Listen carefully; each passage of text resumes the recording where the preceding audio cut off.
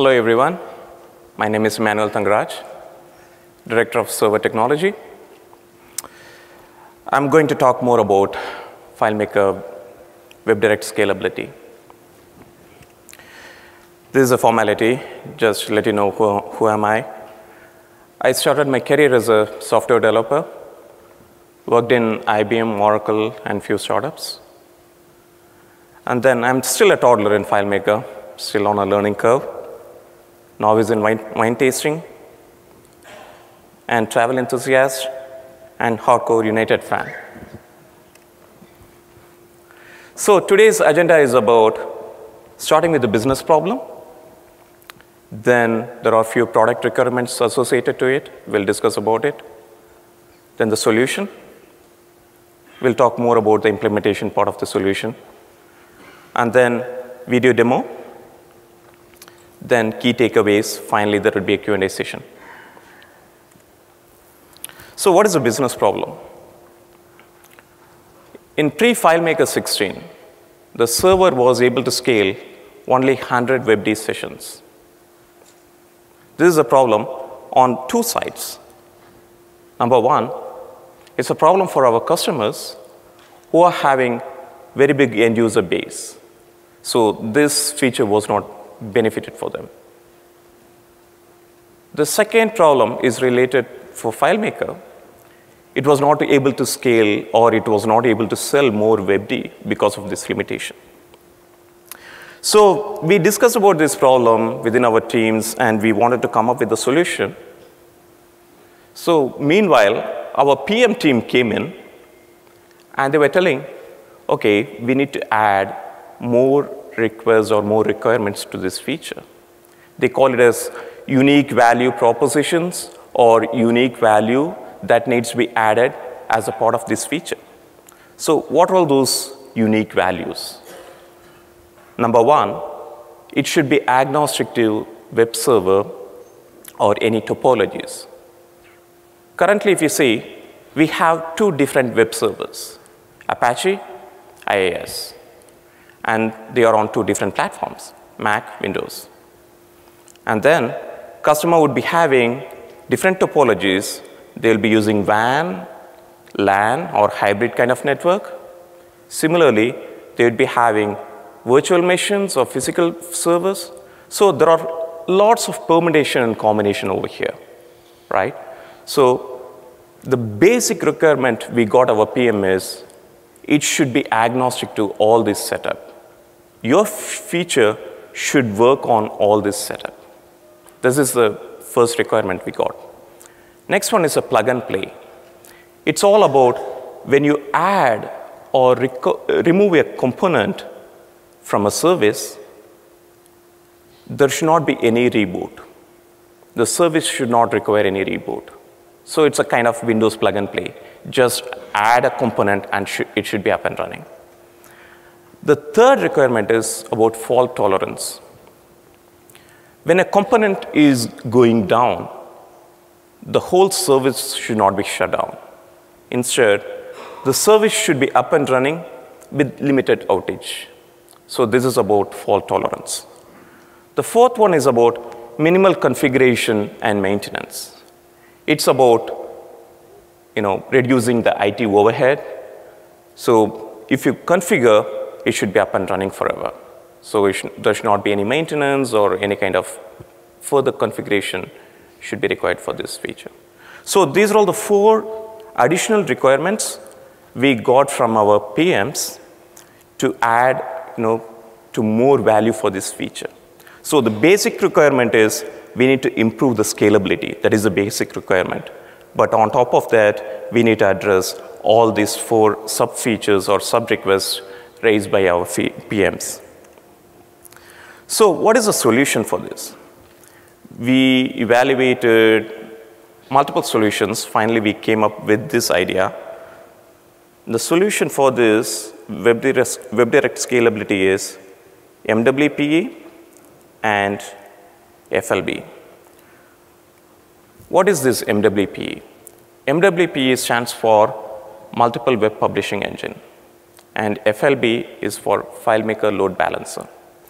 These two are the important components for achieving WebDirect scalability. We'll talk more in detail about these two features, MWPE and FLB, in the future slides. Let us talk about MWPE first. What is MWPE? MWPE, as I told you earlier, it's a multiple web publishing engine. It's a group of workers that are enabled with WebDirect technology. So the concept is, it's a logical cluster of machines that are enabled with WebDirect. So it takes a load from clients and passes to master. So in a nutshell, it's just a group of machines that are enabled with WebDirect technology. So what are the prerequisites for MWPE? First, let us start with the worker configuration. The minimal prerequisite is it should be of 8 gig RAM and 4 virtual CPUs. Why do we have this requirement? If you take the WebDirect technology, internally, it uses Tomcat, that is JVM. Tomcat, JVM, it's a memory-hungry process. In addition to that, especially in Mac, we use Apache. Apache Web Server, it's basically we are running with pre-fork model, which means every request will create a new HTTPD process. So if you're having 100 user connections, it's going to create 100 HTTPD processes. That is the reason we came up with this basic requirement. A worker machine should have 8 gig RAM and 4 virtual CPUs. And the next one is about the network connectivity. The clients will connect with workers, and worker will connect with master. So obviously, you need to have the network connectivity because there would be few HTTP calls and TCP calls that are going between these components. So you need to have network connectivity. Third one is about master should have enough, the machine should be good enough to handle the load. That is the third requirement. It's about when you're scaling out your workers, it means you're getting more load from the clients and you're passing it to master. So master should be capable enough to handle the load. So master machine should have enough capacity to handle the requests from workers.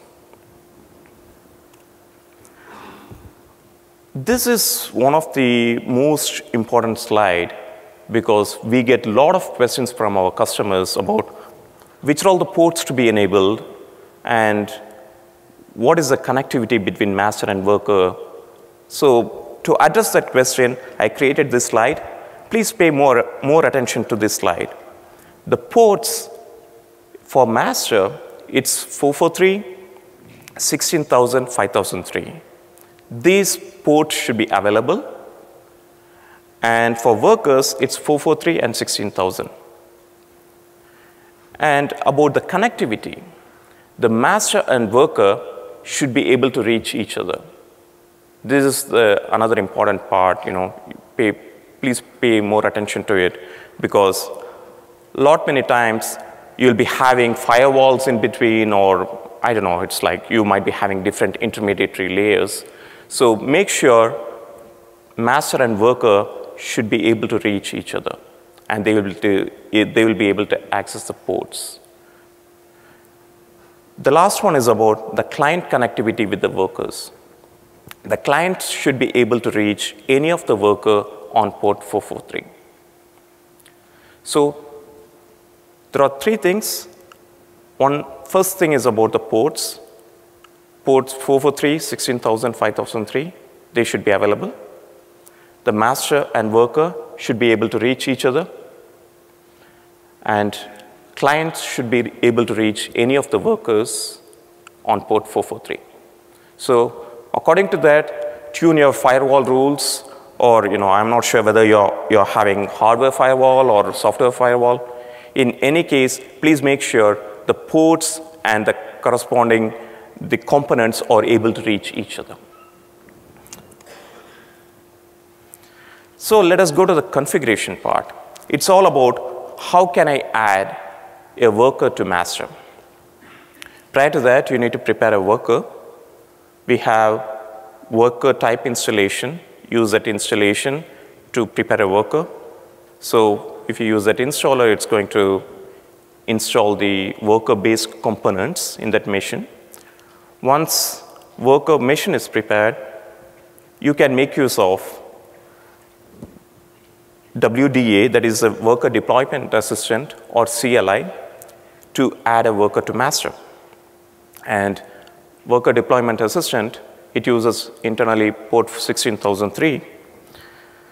And another thing is, it doesn't require any reboot once you add worker to master, because the plug and play concept comes over here. It doesn't require any reboot at all.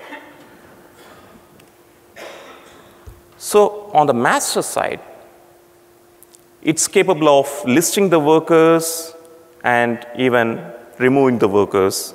Prior to that, if you want to prepare the master, use the master type installer, do the installation, create the master machine.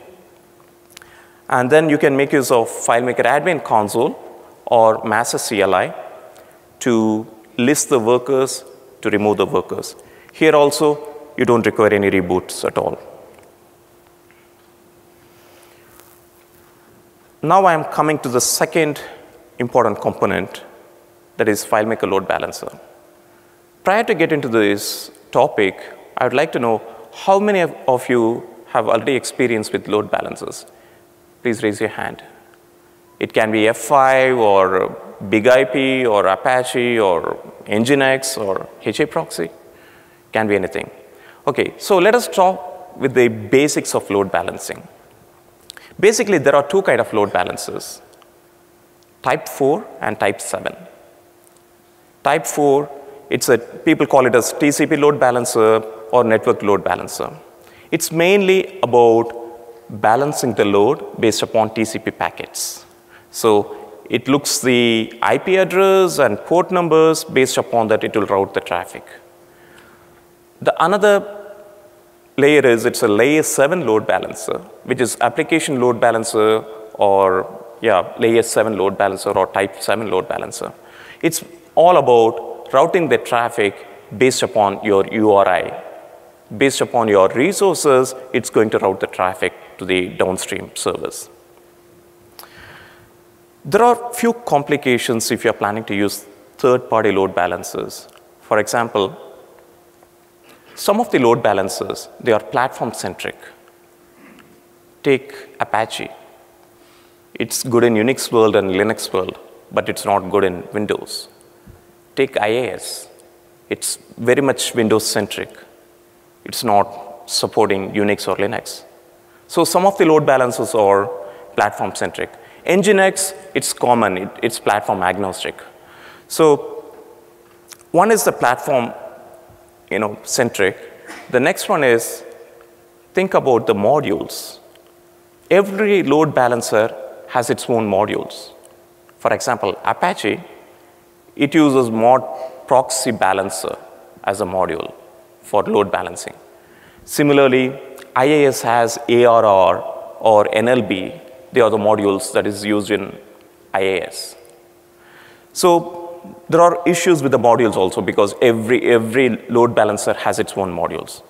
The third one is algorithms. Every load balancer have their own algorithms. Take Apache. It supports three different kind of algorithms. Nginx, 3 different kind of algorithms. And ARR, IAS, it uses 5 different kind of algorithms. So there is no uniformity, because either they are platform-centric and they have their own modules and they have their own algorithms. So it requires IT support. If you're running your own load balancer, it requires IT support. We looked at all these hurdles and we realized, okay, we need to have a load balancer which is agnostic to any kind of operating systems or web servers or any kind of other topologies. That is the reason we came up with the FileMaker load balancer concept. First of all, it's a very simple load balancer. It's going to be resided in master. It's based upon least recently used algorithm, so only one algorithm.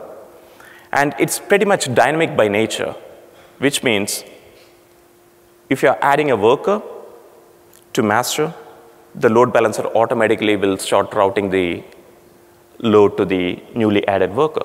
Similarly, if you're removing a worker, load balancer automatically adjusts and it will stop routing to that particular worker. So it's very dynamic by nature. And it requires very minimum configuration and maintenance. Once you add your workers to your master, then it will run forever. You don't need to maintain anything, or you no need to configure anything extra over there. So this is the advantage of FileMaker load balancer. It's simple by nature, supports only one algorithm, and once you configure, it will keep on running. So now we have two components, MWPE, FLB. Now I want to show how they are communicating to each other. So here we have clients and group of workers. I have 3 workers here. And master has load balancer. Load balancer is maintaining the list of workers and its count. So first client, one browser client, is reaching any of the worker.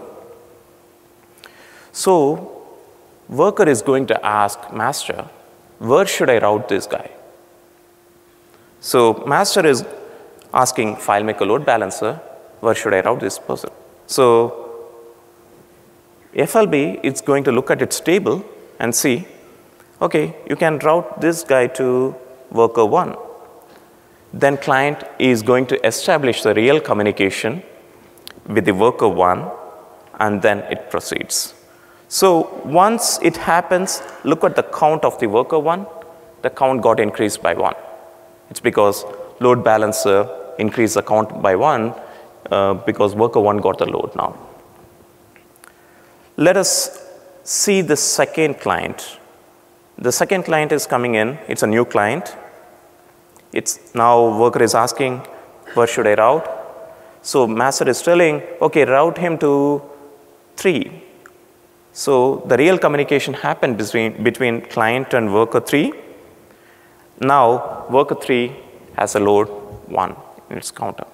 So FLB is able to maintain the number of connections that worker handles. So that is the reason first thing it checks is it will check its table, look for the least connection, which worker has the least connection, and the routing happens to that worker.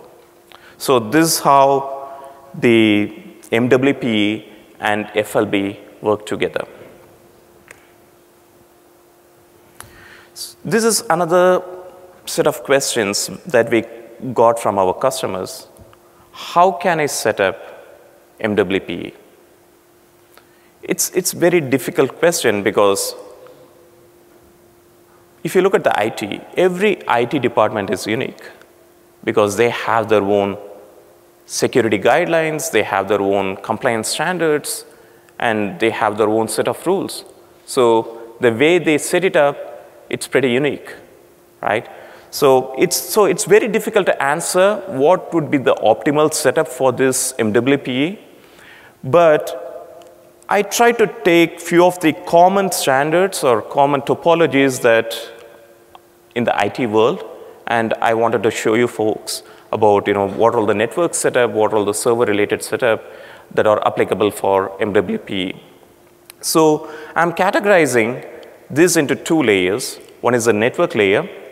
It's all about hybrid network or internal networks customer can use.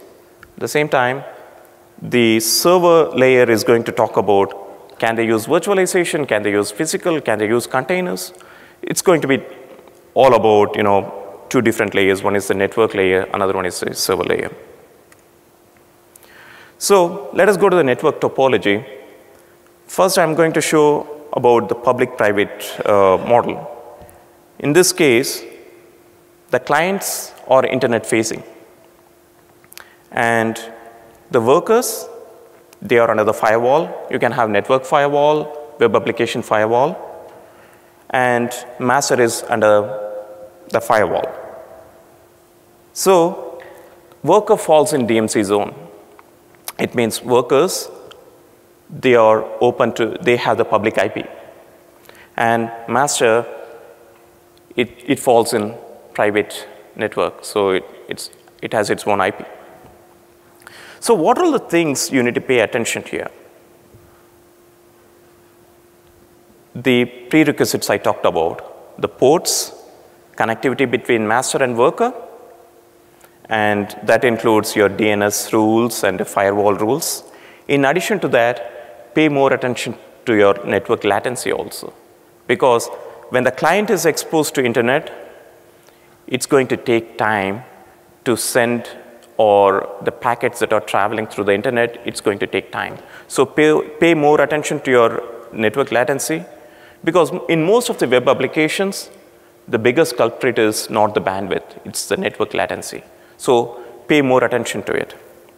So this is one of the setup that I've seen from different companies. It's a hybrid setup. One is on the DMZ zone, another one is in the private. So here, worker is in the DMZ zone, master is in the private network. The next one is about the VPN setup. What happens here? The clients are under the firewall. Workers are in the private LAN. Master is in the private LAN. Assume that workers, they are in a different data center. Master is in different data center.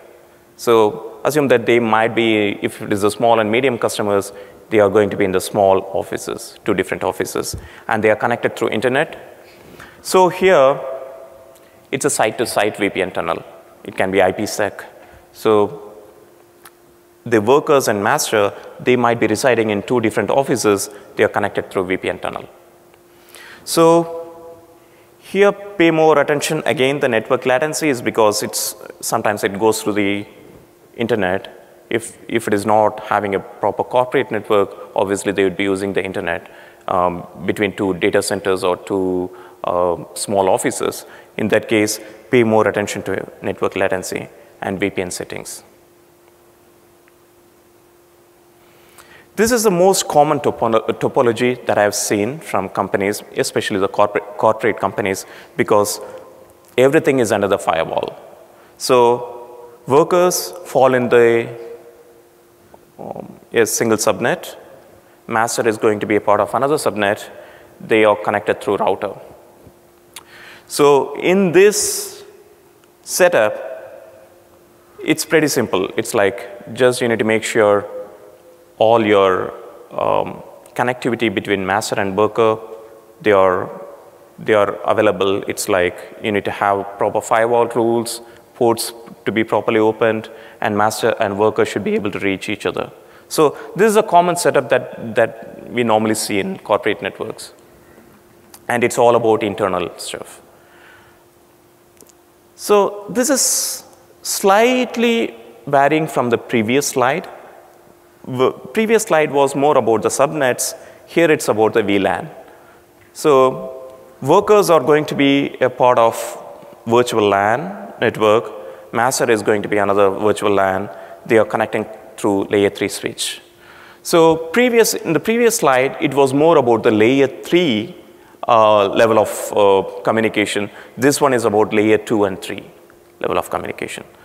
So in this case, just pay attention to regular prerequisites I told you.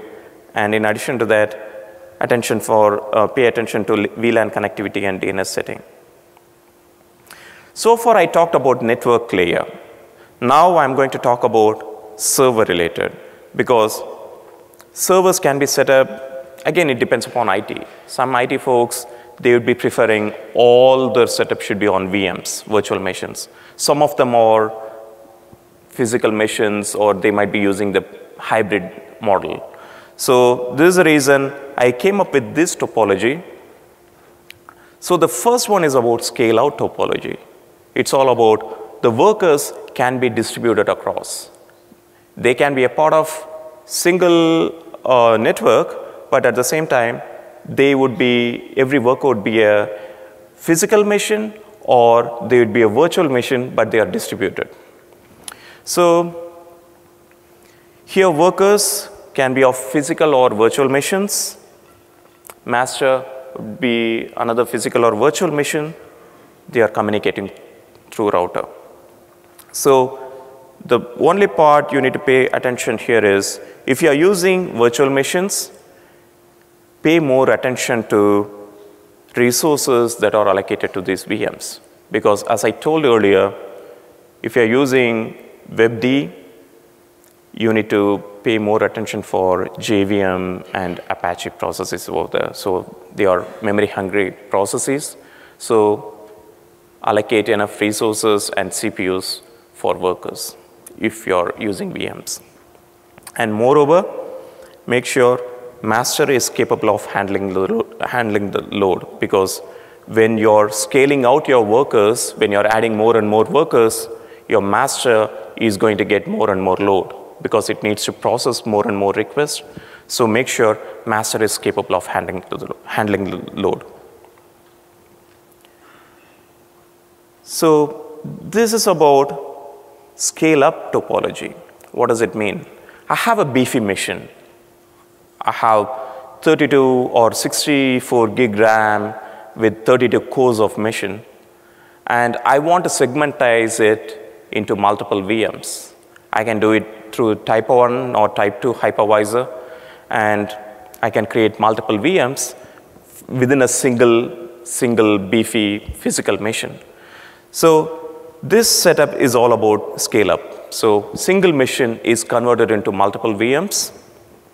So the worker has a physical server that is converted into multiple VMs, and similarly for master, it can reside in a physical machine or VM machine, and they are connected through router. So here you need to pay more attention about the topologies. It's a virtualization topologies. It can be a type 2 or type 1 hypervisor. They have their own benefits and drawbacks, so pay more attention to it. In addition to that, resource allocation. That is very, very important. As I told earlier, allocate enough resources for those VMs, especially if they are workers. This is a future we are thinking of. This is not about the FileMaker containers I'm talking about. I'm talking about Dockers and Core OS. They are lightweight. They are lighter than VMs, and they share the common kernel, and they have their own space. It's like they have their own network space, they have their own process space, they have their own file system. So the advantage for Dockers or Core OS is they can start up pretty quickly. They are very, very lightweight.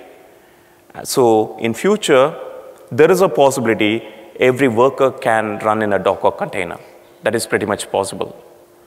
So I don't want to detail more about that, but there is a possibility that future FileMaker worker can run in Dockers.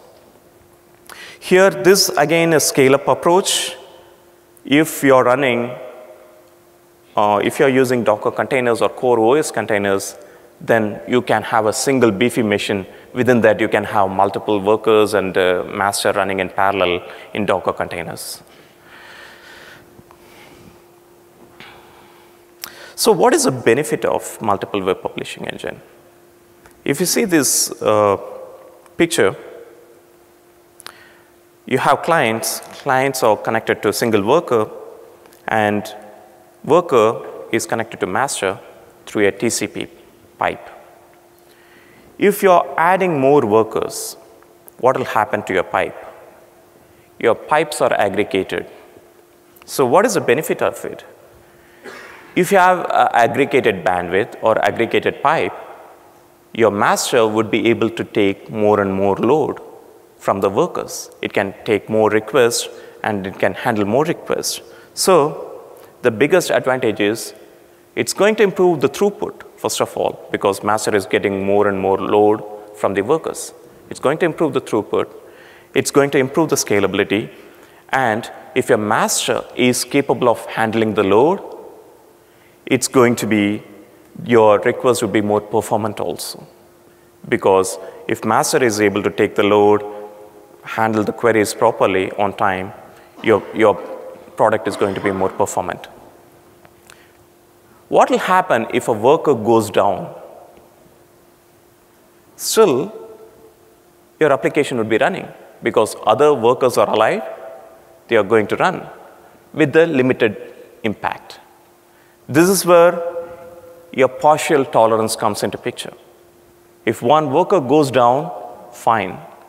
Not the whole application is not going to go down because one worker is down, yes, there would be some impact on the connections that are connected to that worker, but it's fine.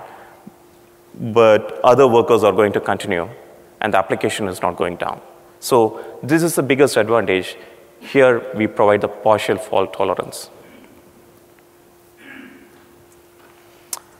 Now you can ask me the question that, okay, I heard whatever you said, but I have my own IT department. I have a very strong IT personnel. They are tech savvy folks. They know what they are doing.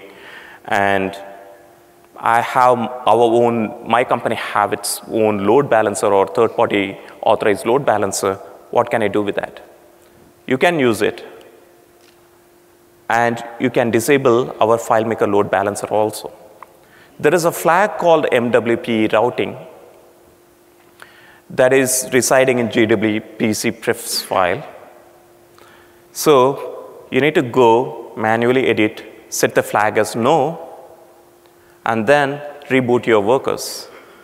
After that, FileMaker load balancer is going to be inactive. It's not going to balance the load. Instead, what you can do is you can put your load balancer at front and balance the load. So we need to put our disclaimer here that we are not responsible if you're facing any issues with the third-party load balancer. At the same time, we haven't certified any third-party load balancer with our MWPE.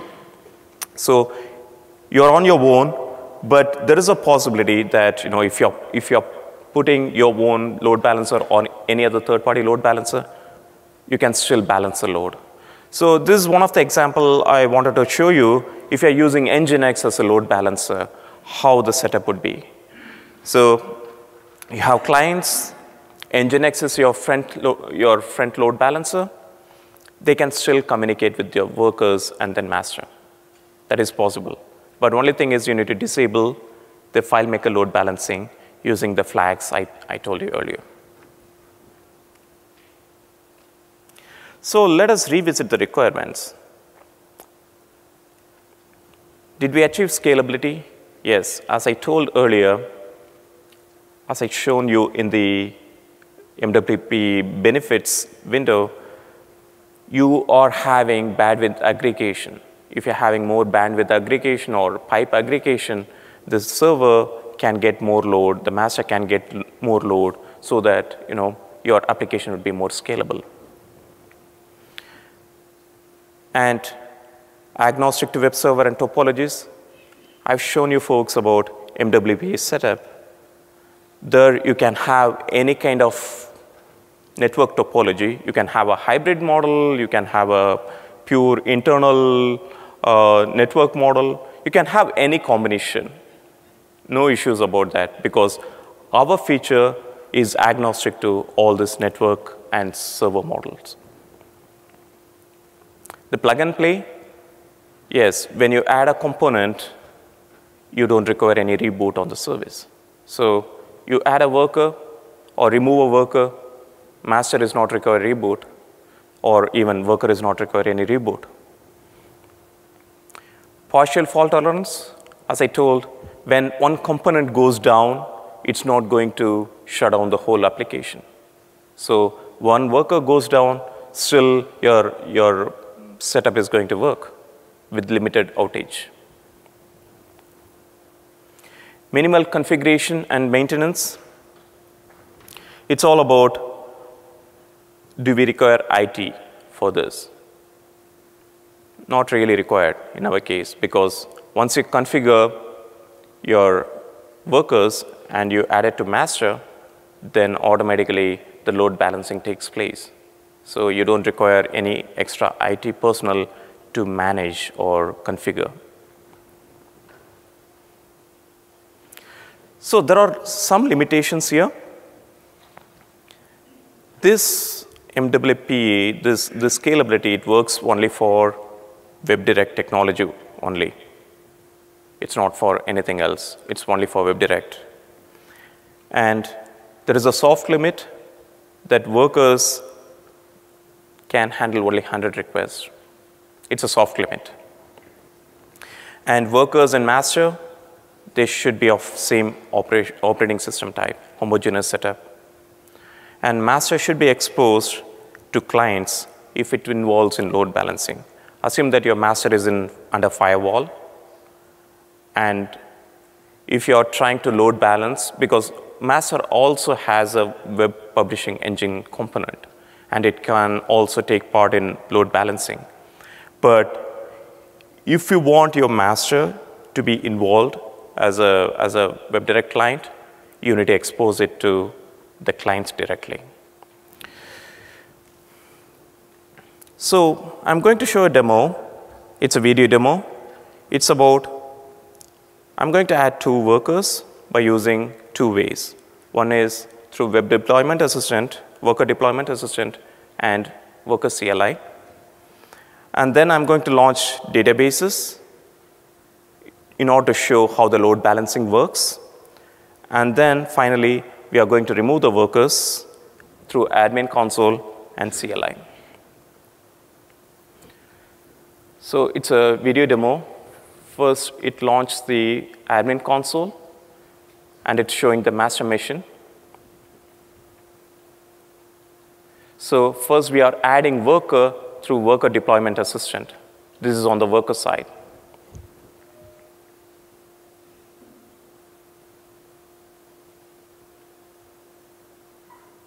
We added to master. Now worker is added. We are coming back to FAC, FileMaker admin console. You see, worker is added over there.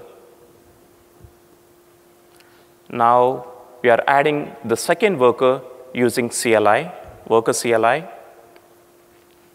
On the worker side, we are firing commands.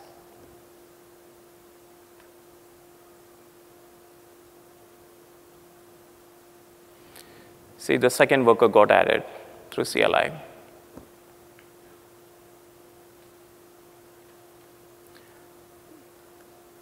Now you can see how many workers are added by using this command.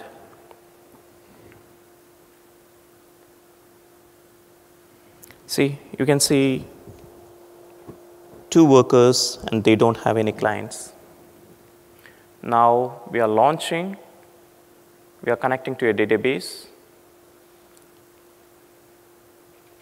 Now list the worker. Worker has 1 client now because load balancing happened. Now we are launching the second browser to connect to a database.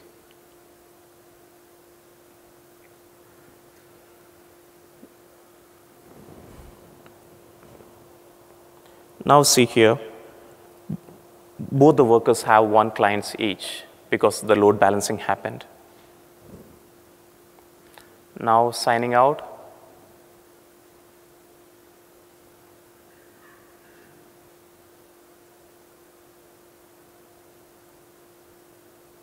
See, now the clients are removed, so because we signed out. So now we are going to remove a worker from FAC.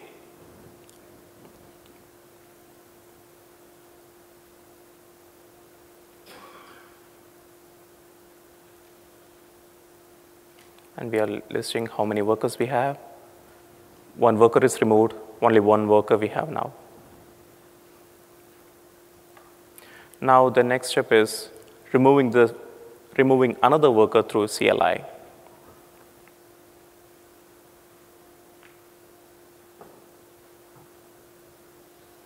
What's the FAC now? Worker is gone. So there are two ways. One is worker deployment assistant. It's for adding the worker. Worker CLI also you can use for the same purpose. Similarly, FAC, through FAC you can remove the worker. At the same time, you can use master CLI also to remove a worker. So that is the reason we showed addition and removal in both the ways.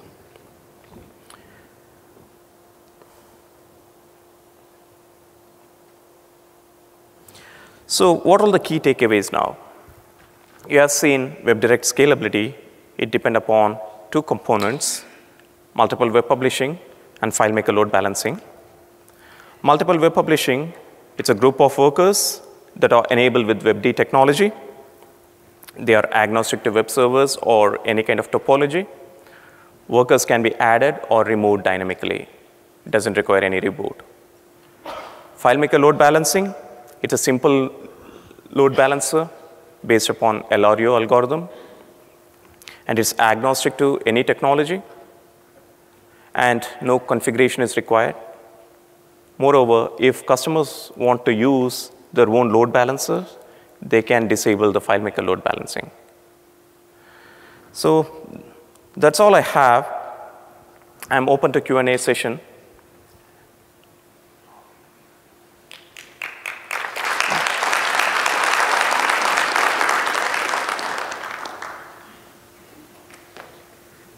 Hi there.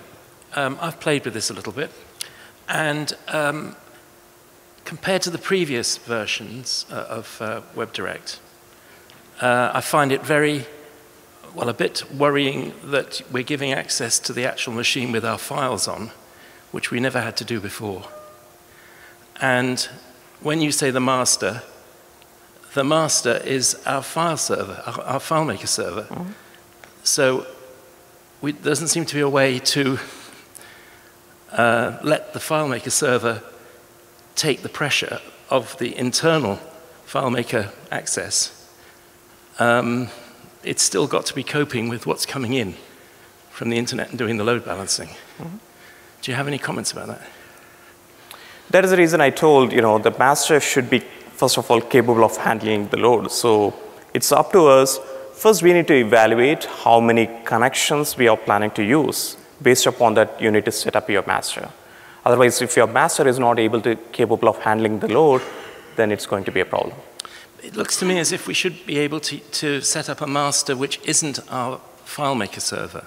It looks as if we should be able to have a separate system for WebDirect, handled by a master and workers, but that master hasn't necessarily got the main files on it. I know that's not possible, but that's how I see this being extended, so that we can keep the internal FileMaker server running quietly in the corner, mm-hmm. and then put together the bits that we need separately to cope with WebDirect.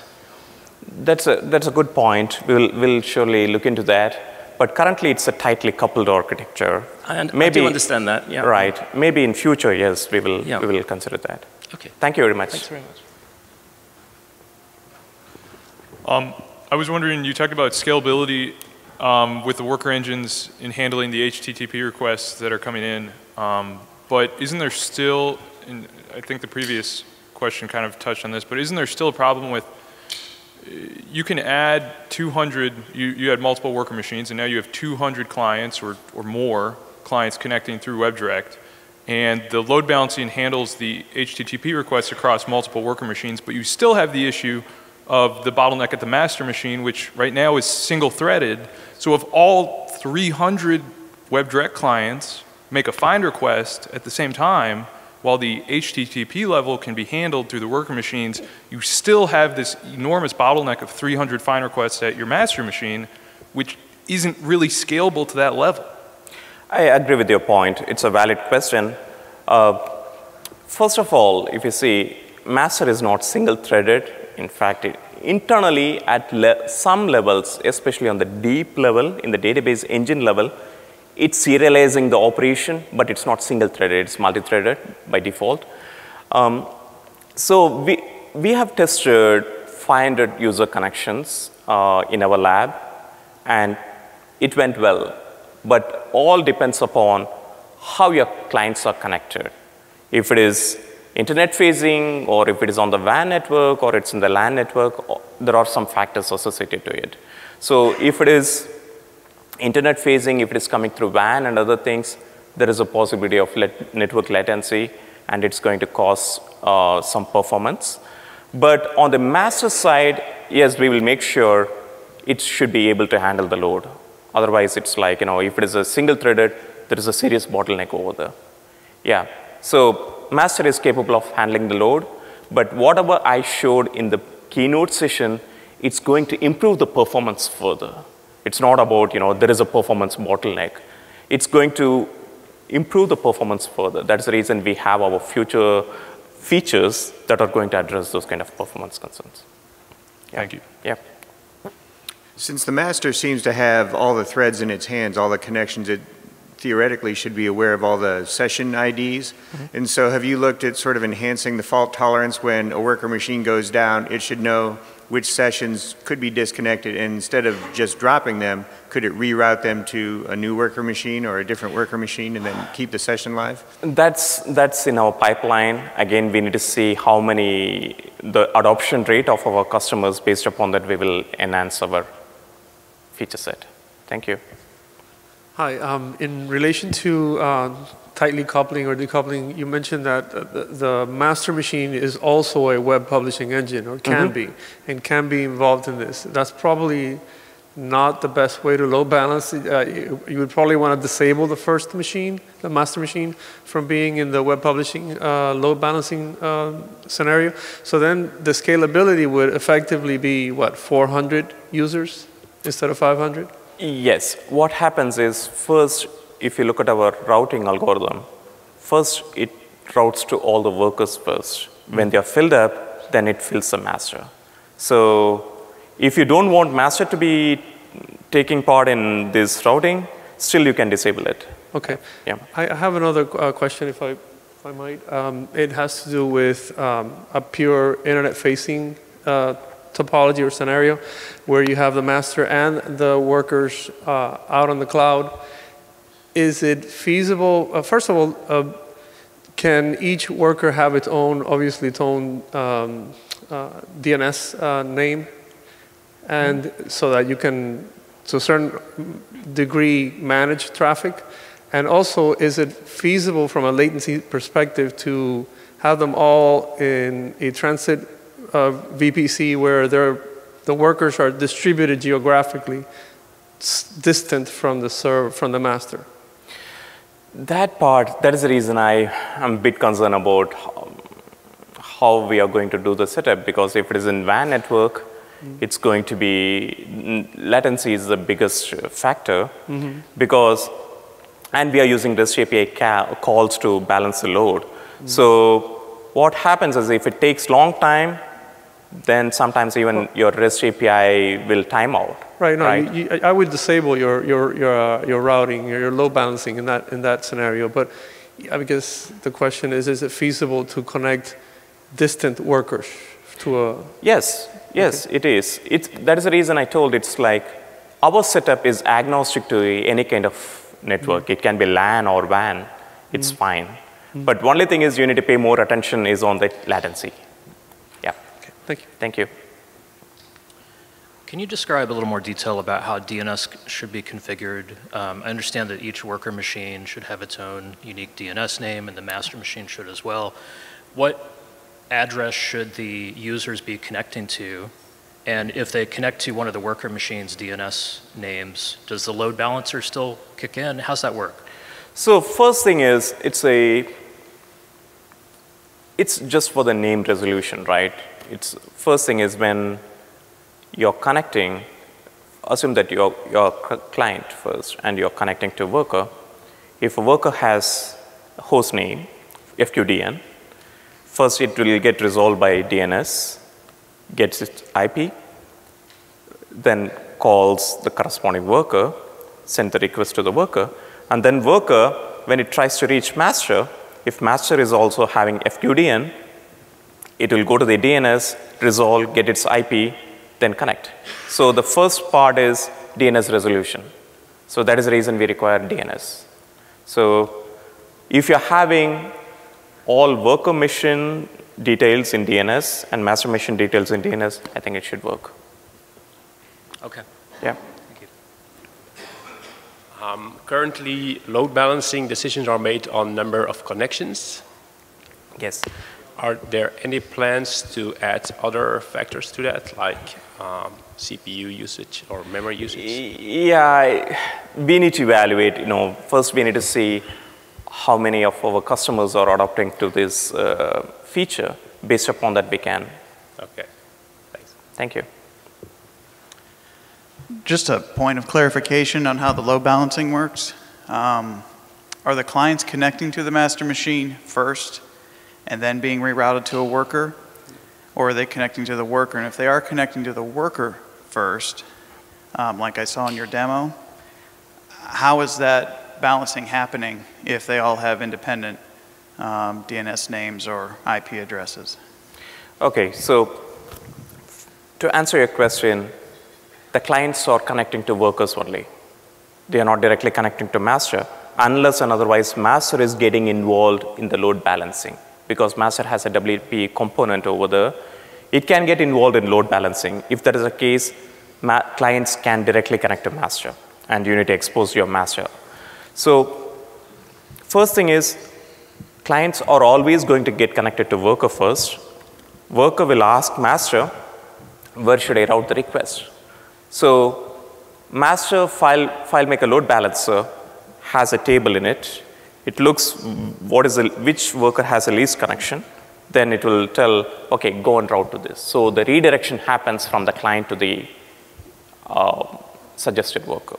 So essentially, if we had worker A and worker B, and we told all the clients connect to worker A, FQDN, then so essentially there has to be one worker accepting all requests and then asking where to reroute it. If not, how would I split and tell the clients worker A or worker B initially? Yeah, so there is no central worker, which is the focal point for the clients. It's always going to be, you can connect to any workers.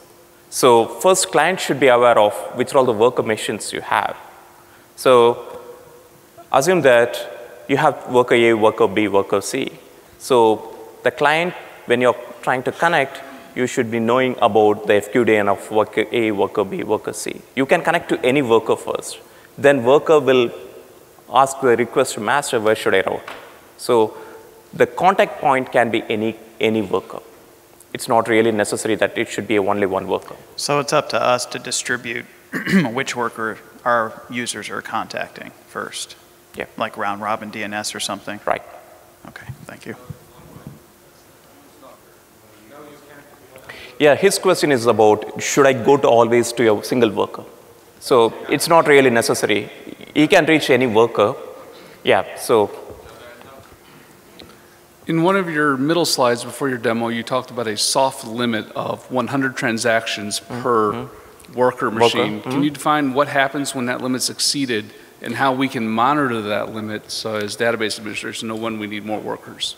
So when the clients are exceeding the capacity, you will get the HTTP error saying that it exceeded or something. There is a HTTP error code for that.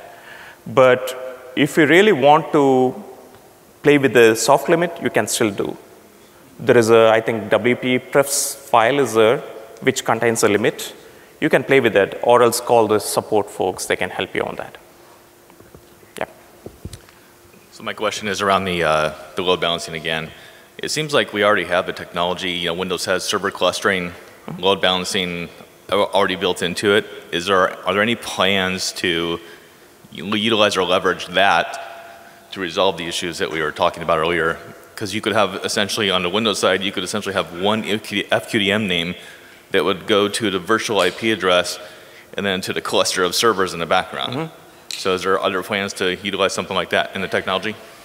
This setup is primarily for people who are not IT savvy. That is the reason we have this. If customers have their own setup, it's fine. They can disable the load balancer and they can use their own clustering mechanism.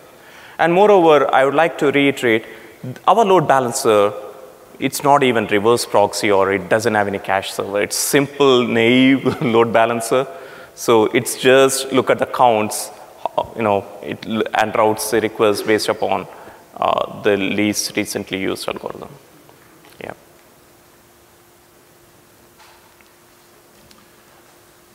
Sorry to keep on going on about the load balancer, but it seems, and I think a lot of us are kind of trying to figure out with the questions that we're asking, if you want to have one domain name that all of your clients go to access your application, how would you suggest that we set that up? Does that almost not imply you need a load balancer in front of FileMaker that has that DNS address that everybody hits, and then that load balancer says, go to worker 1, go to worker 2, and then those workers go and say, hey, to FileMaker server, which worker should I use?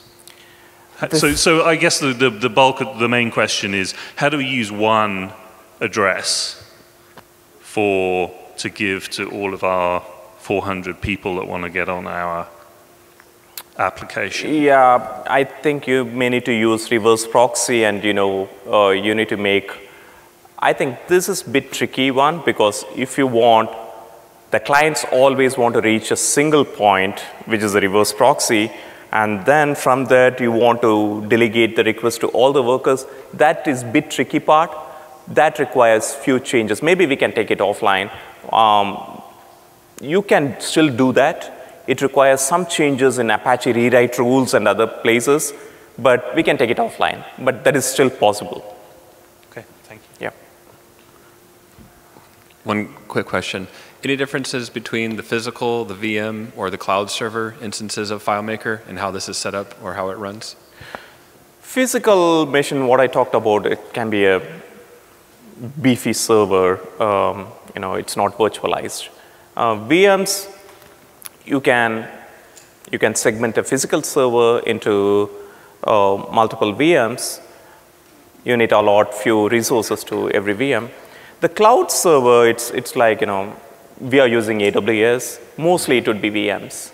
Internally, it would be VMs, but it looks like, it's a kind of server for us. Yeah, it's VMs. Okay, so no difference, though, running cloud versus running physical or VMs?